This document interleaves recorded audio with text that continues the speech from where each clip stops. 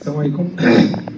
شكرا السيد كاتب العام، السيد باشا غزولة، السيد رئيس دائرة غزولة، السادة رجال السلطة المحلية، رؤساء الأقسام الخارجية، السادة رؤساء الجماعات الترابية، ممثلي جمعيات المجتمع المدني. فكما يعني كنعرفوا ولكن متداولة والمعروف على مستوى الإقليم، فجامعة ولد سمان ما نقولش فيها منطقة صناعية، ولكن كاين مشروع ديال منطقة صناعية كبيرة اللي فيها واحد اللي كتجاوز المساحة ديالها 10,000 هكتار. المنطقة الصناعية اللي تفتحت فيها واحد المجموعة ديال الأوراش صناعية وأوراش كبيرة بطبيعة الحال، يعني كتساعد في يعني تشغيل الشباب. حاليا باش ندويو على منطقة صناعية في ولد سمان، فلحد الآن كنقولوا باش تدوي على منطقة صناعية خص تكون فيها الولوجيات، خص تكون فيها منطقة يعني فيها مجهزة لاسينيسمون، واحد المجموعة ديال الأمور اللي حاليا ما كايناش منطقة صناعية، واللي مهم واللي خصنا نسرعوا فيه من أجل الإخراج ديالو هو تصميم التهيئة ديال المنطقة الصناعية. فما يمكنش ندويو على منطقة صناعية وما عندناش وثيقة ديال التعمير هي اللي كتعطيك تخصيصات على مستوى كل يعني المنطقة ديال اللوجيستيك فين كاينه، المنطقة الاقتصادية فين كاينه، المنطقة المعيشية فين كاينه. فباقي عندنا كندويو على دراسة ديال تصميم التهيئة لمدة ديال 6 سنوات أو 7 سنوات، ربما من 2015 حنا كندويو على دراسة ديال بلان داميناجمون. ربما كان الإشكال هو لو سي بي ما كانش يعني ما عندوش واحد الرؤيه على مستوى المشاريع اللي بغا يدير في ولد سمان. حاليا اصبح يعني ولا كلشي معروف، خاص يعني نسرعوا في اخراج تصميم التهيئه ديال المنطقه الصناعيه على الاقل، باش حتى الا كان كيجيو واحد المجموعه ديال المستثمرين سواء اجانب او يعني محليين على المستوى الوطني، فحنا كنتعاملوا معاهم منطق ديال قلب هنا وكتشوفوا هو البلاصه اللي بغا، من بعد كتخرج لك عاوتاني الوكاله بامور اخرين. خصنا يعني نسرعوا الاخراج ديال تصميم التهيئه الخاص بالمنطقه الصناعيه. بالنسبه يعني باش نشجعوا المستثمرين يجيو للمنطقه الصناعيه، خص تكون عندك ولوجيات. المستثمر اللي كيجي كيسول على 3 حوايج: كيسول على الطريق السريع او الطريق السيار، كيسولك على الماء، وكيسولك على الرصيد ديال الحاويات. الرصيد ديال الحاويات ما كاينش، ما نقولش ما كاينش، ولكن كاينه الدراسه ديالو على اساس انه يخرج ربما كاين دراسه متقدمه باش يخرج رصيد ديال الحاويات.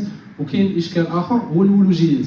فالمنطقه الصناعيه يعني كتقطع فيها واحد المجموعه ديال الطرق مرقمه: 2308، 2314، 2303، 2309. كاين طريق غير مصنفه اللي كتربط بين المنطقه الصناعيه والطريق الوطنيه رقم 1. بالفعل تبذل واحد المجهود، استطعنا باش على الاقل بعدا تصلح الطريقه الاقليميه 2308، 2314، 2309. ولكن الاصلاح اللي فيهم ما يقدرش يعني يستحمل هذاك الضغط ديال الشاحنات اللي كتمر فيها حاليا، لانه تصلح الطريقه ديال البيكوش يعني بحال صلحناه يعني مؤقتا. فخص حتى الطريق السيار خصو يكمل المنطقه الصناعيه. والمساله الثانيه هو الاشكال ديال الماء. ربما راه كاين الحل ديالو، يعني ربما من شهر 3 او شهر 4 غتكون يعني التوسعه ديال الستاسيون ديال ديسالمون ديال الماء، منطقه التحليه ديال المياه. اللي خصنا نركزوا عليه مزيان هو اخراج يعني البلان داميناجمون ديال المنطقه الصناعيه والولوجيات المنطقه الصناعيه.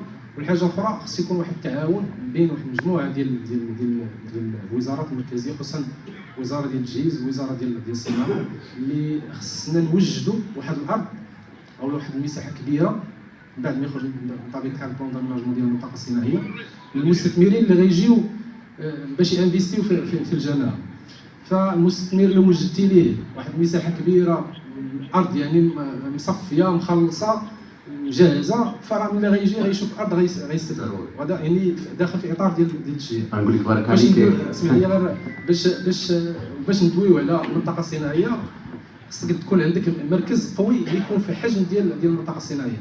بالفعل الجامعه مع المجلس بطبيعه الحال درنا مجهودات كبيره، وفرنا الارض، الطريق ديزا في المركز، ولكن يعني الامكانيات الماليه تاع الجامعه ما تقدرش باش تاهل واحد المركز اللي يحتاج منك واحد 20 مليون ديال الدرهم او ما يزيد.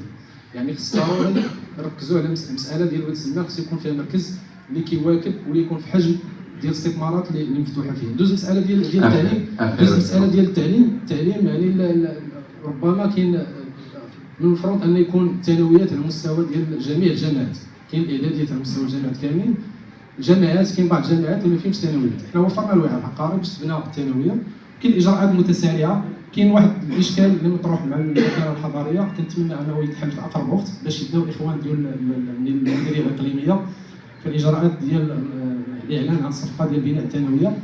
كاين اشكال اخر هو كاين معنا الاخ ديال المديريه الاقليميه هو تدبير التوقيت ديال الدراسه، لان التدبير ديال التوقيت كيخلق واحد المشكل كبير على المستوى ديال النقل ديال التلاميذ من الدواوين بطبيعه الحال.